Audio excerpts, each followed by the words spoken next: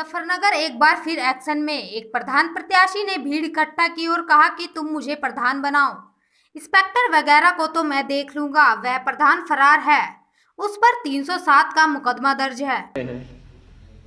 अब आप समझ सकते हैं कि वो क्या चुनाव लड़ेंगे। उनके ऊपर 307 का मुकदमा दर्ज है। जेल तो वो जाएंगे और 19 तारीख के बाद छूट कर आएंगे। उनके परिवार के लोगों से थाने वाले पूछताछ कर रहे हैं। अब वो कैसा चुनाव लड़ेंगे और उनके यहां से कौन चुनाव लड़ेगा, ये मुझे आपको बताने की जरूरत नहीं है।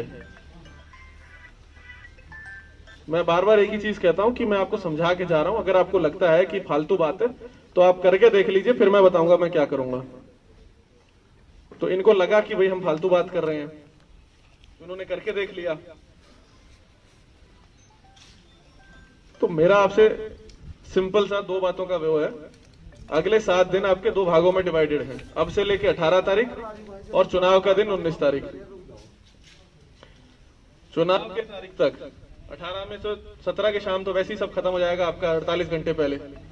तब तक शांति प्रिय तरीके से नियमों का पालन करते हुए जो आपको करना है आप करिए, लेकिन गलत काम कोई नहीं करेगा। और इस चीज के लिए बिल्कुल 100% वो रहिए कि हमें सूचना मिल जाएगी। इस बहम में मत रहना कि पता नहीं लगेगा। दूसरा, इस बहम में मत रहना कि पिछले चुनाव में ये कर लिया था, उससे पिछले में ये कर लिया था। ये पिछला चुनाव नहीं है और उससे पिछला चुनाव नहीं है। मेरा अनुरोध यही है कि ये बात आप समझ जाएं तो अच्छा है। हमें डेमो न देने का मौका मिले। डेमो तो हम दे देंगे, लेकिन उसमें आपका चुनाव निपट जाएगा। हमारी किसी से कोई व्यक्तिगत समस्या नहीं है।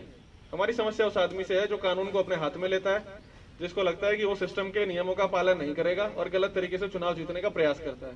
चाहे वो डराए, धमकाए, प्रलोभन दे, शराब पिलाए, कुछ भी करे।